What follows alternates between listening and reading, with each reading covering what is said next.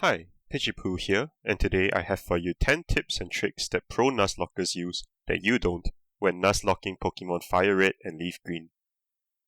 Number 1. Plan your encounters. You should always plan your encounters in any Nuzlocke run.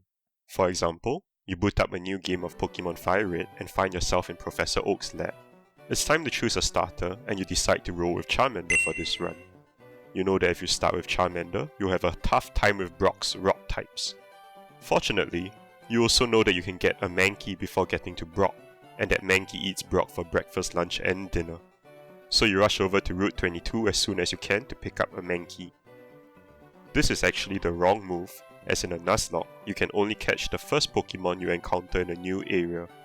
If you look at the Route 22 encounter table, you can see that there's actually an equal chance that your encounter will be either a Mankey or a Rattata.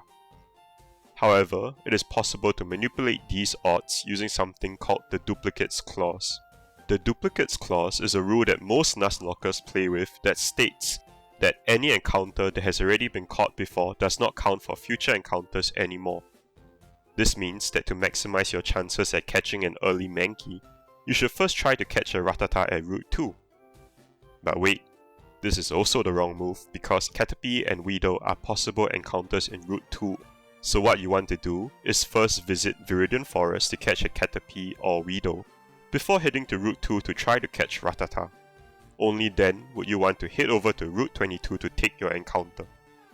There are other ways you can manipulate your encounters using the Dupes Clause. As another example, if you want to maximize your chances at a Nidoran, you should skip your encounter at Route 3 until after you have caught a Sparrow and Mankey at another location.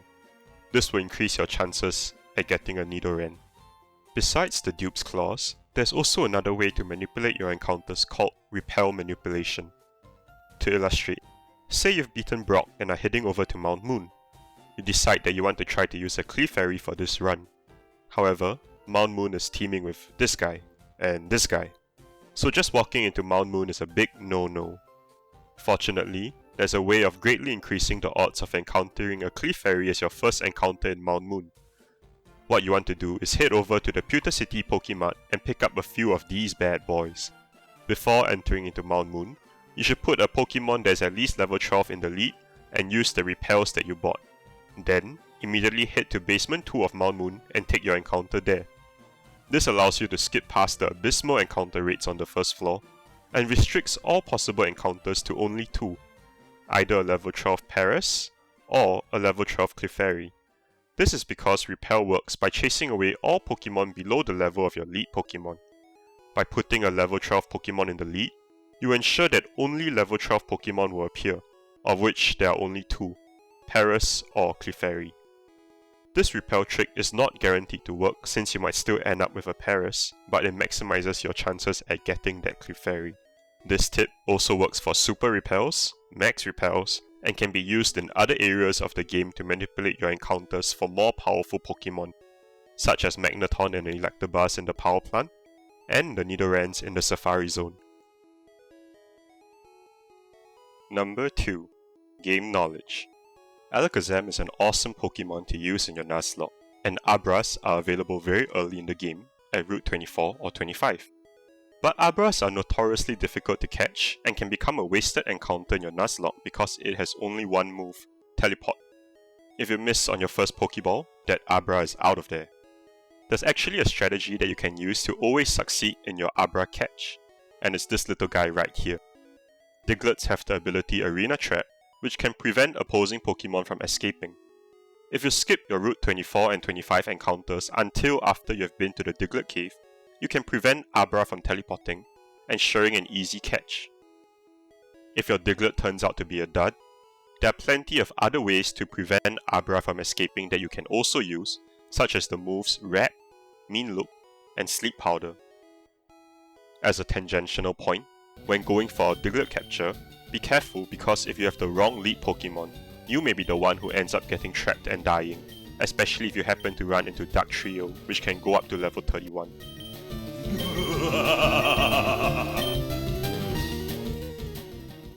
Part of game knowledge is also knowing what encounters are available to you at any given moment.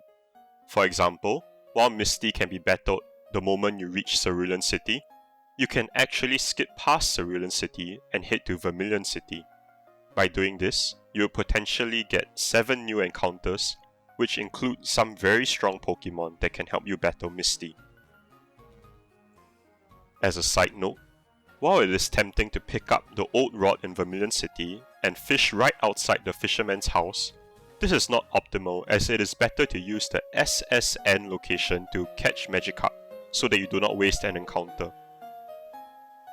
Another encounter trick you can use is that while it appears that you have to choose between either Hitmonchan or Hitmonlee, and Lapras in Saffron City as your encounter, this is not necessarily true, because while Hitmonchan and Hitmonlee's game location is in Saffron City, Lapras's game location actually states that it is encountered in Sylph Cove. This means that you can pick up both depending on your rule set. In a similar vein, you can turn in your fossil at the Poke Lab on Cinnabar Island to get your fossil Pokemon, and still get a regular encounter in the Pokemon Mansion. In case you're wondering, this trick does not work for Eevee at Celadon City with any Pokemon from the game corner. Number 3. Hidden Items. Berries have become a mainstay in the Pokemon series and have powerful uses in battle. I compiled a list of berries that I feel are useful in Pokemon challenges and Nuzlocks of Fire Red and Leaf Green, including their locations and uses. In Pokemon Fire Red and Leaf Green, all these berries are hidden and not easy to find, so I also made a more detailed video on the locations of these berries, which I'll put a link to in this video's description. This video will help you know exactly where to look to find these hidden berries. Maybe wild Snorlaxes ate up all the other berries that were easy to find. Speaking of wild Snorlaxes, you can get another powerful hidden item if you look under the 2 Snorlax encounters in the game with the item finder given to you by Professor Oak's aid. Upon battling and removing the Snorlaxes, you can use the item finder to discover the hidden item, Leftovers. Leftovers are an extremely powerful health item that provides passive healing. They are arguably the most powerful item you can get in the game and can change the tide of any battle. Another hidden item is the Macho Brace. After defeating Giovanni, you can use an item finder on the spot he was standing for a hidden Macho Brace. The Macho Brace doubles the EVs you get from beating Pokemon. EVs, short for effort values, are stats your Pokemon can gain from defeating other Pokemon, with different Pokemon providing different stats. This leads me to my next tip, EV training. You should always EV train your Pokemon where possible. I've compiled a list of the best EV training spots in Fire Red and Leaf Green. So if you would for example want to train a Pokemon's defense, you should head over to Route 21 and go on a Tangular Massacre. Number 5. Hidden Power. The next tip is on how to get and use the TM for Hidden Power. Hidden Power is a move that takes on a random typing based on the user's innate individual stats they are born with, also known as IVs. This TM is only available through the pickup ability, which can only be found on Meowth. When Meowth is in your party, after any battle there will be a 0.5% chance that he is holding the TM for Hidden Power. Hidden Power is potentially really good for increasing type coverage on your Pokemon, especially because the physical special split had not yet happened in Generation 3, and the move pools in Fire Red and Leaf Green are very weak. For example, take Gyarados. While Gyarados has an impressive attack stat, his move pool is lackluster, and the only moves that are based off his attack is Hyper Beam. And despite being a flying type, Gyarados does not learn any flying moves. If your Gyarados happen to have the right set of IVs such that Hidden Power will be flying type, you will gain access to a powerful physical stat move. Other hidden powers like Bug will also be good for increasing coverage, allowing Gyarados to hit Grass and Psychic types super effectively. Number 6. Thief.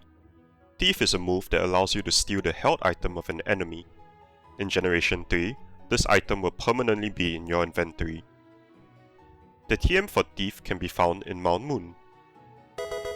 You can use Thief on both wild Pokemon and trainer Pokemon.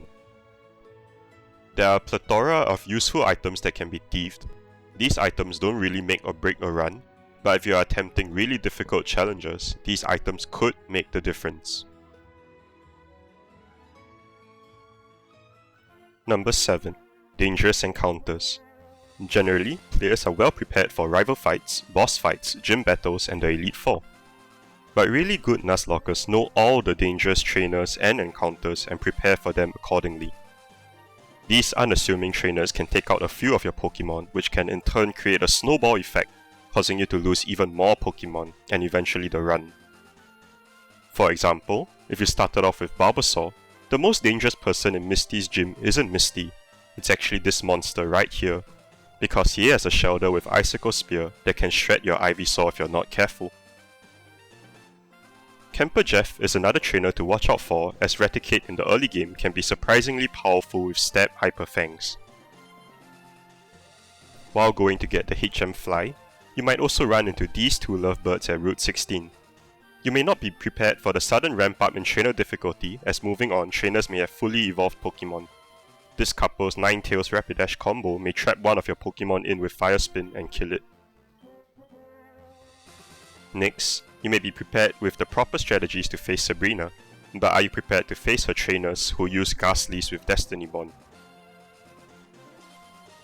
Victory Road is full of tough trainers, and cool couple Ray and Tyra's Nidoking Nidoqueen combo may catch you off guard, especially with a surprise Megahorn.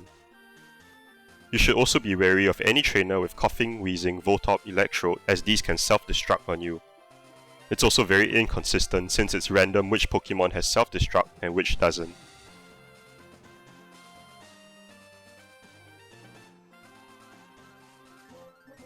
Lastly, while not a trainer, watch out for the Marowak in Pokemon Tower who will tear you a new one if you're not careful, as I learnt in my own runs.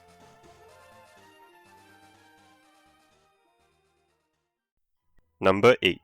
Use your Master Ball. This is something that a lot of people may overlook because in a normal playthrough, you would save your Master Ball for whichever difficult to catch legendary. But in a Nuzlocke, where legendaries are usually banned, people often forget to use their Master Balls. The best candidates to use your Master Ball on are exploding Pokemon such as Coughing in Pokemon Mansion on Cinnabar Island, because these can self-destruct on you. Although, if you have a damp Poliwag, Poliwhirl or Poliwrath, this can be prevented. And the other Pokemon you may want to use your Master Ball on is Snorlax, which are difficult to catch and dangerous to battle otherwise. Number 9. Delay your evolutions. This is a short tip, but you need to know when to delay your evolutions. As an example, even though you can evolve Growlithe immediately after catching it, you should delay its evolution until level 43 so that you can get the move Flamethrower first. You should always check the Pokemon's learn set before doing stone evolutions. Another hot tip is that even though Bulbasaur ordinarily evolves into Ivysaur at level 16, you should delay Bulbasaur's evolution until level 21. This is because Ivysaur learns Razor Leaf at level 22, which is above the level cap for Misty's gym, which is level 21. However, Bulbasaur learns the move Razor Leaf at level 20, so if you can delay Bulbasaur's evolution until after the move Razor Leaf is learned, you can have Ivysaur with Razor Leaf in time for Misty's gym, which would ordinarily be impossible. Another pointer is not to commit to Jolteon or Vaporeon too early for your Eevee encounter. You should delay your Eevee's evolution until you need it, since Eevee is a very flexible Pokemon to help you fill your team as needed. Number 10. Always carry Antidotes. There's a lot of poison types in Kanto, and the last thing you'd want is to be poisoned and unable to make it back to the Poke Center before losing a Pokemon. And that wraps up this video. Everybody plays with their own rule set, and these tips are just suggestions on how you can improve your gameplay, but you should play for your own fun. Subscribe if you want to see the future video for tips on Nuzlocking Pokemon Emerald.